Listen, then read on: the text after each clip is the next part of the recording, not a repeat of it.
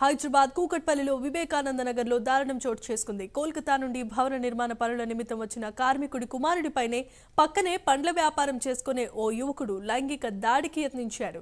ఎప్పటిలాగా తండ్రితో పాటు పనిచేసే స్థలానికి వచ్చి ఆడుకుంటున్న జంతర్ను పండ్ల వ్యాపారి నోరు మూసి కత్తితో బెదిరించి బలవంతంగా బాత్రూంలోనికి తీసుకెళ్లాడు. లైంగిక దాడికి యత్నించడంతో ఆ బాలుడు పెద్దగా కేకలు వేశాడు. అప్రమత్తమైన స్థానికులు, కుటుంబ సభ్యులు అతన్ని పట్టుకుని దేహశుద్ధి చేసి పోలీసులకు అప్పగించారు. वो जो बोला तू सच बता दे कि हाँ ऐसा किया बोल के मान दो।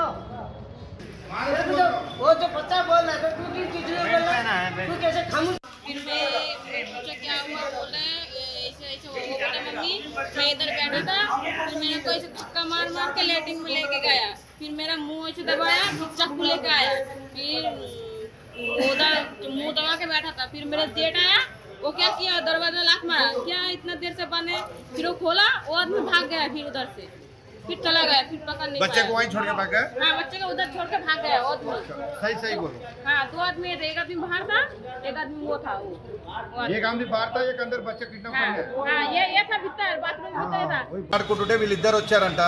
ఇద్దరు వచ్చి పిల్లోని తీసుకుపోయి మూతి మూసేసి చాకు చూపించాడంట. ఆయన ఒకడు ఇంకో ఆయన బయట ఉన్నాడు, ఈయన లోపలికి వచ్చాడు. అంతల్లే వాళ్ళ బావ వచ్చి పిల్లోని చూస్తే లాకెందుకు ఉందని చూశాడంట. చూస్తే అప్పుడు పిల్లోడు లోపలికి వదిలేసి ఈయన బయటకు పారిపోయాడంట. బయట ఇంకో అని ఉన్నాడు, ఈయన ఇద్దరు పారిపోయారంట. అప్పుడు వాళ్ళ అమ్మ పోయి పిల్లోని పట్టుకుంది. అక్కడే ఉంటారంట. పిల్లోడు అక్కడ ఆడుకుంటాడు, ఇక పనికి వచ్చేసింది. పిల్లోడు అక్కడ ఆడుకుంటుంటే వాళ్ళ బావ వెళ్ళాడంట రూమ్ దగ్గరికి. పిల్లోడు కనిపించట్లేదని చూస్తే వాడు బాత్రూంలో ఉన్నట్ట. అప్పుడు ఈయన కూడా బయటకు వెళ్ళిపోయాడంట, ఉరికాడంట.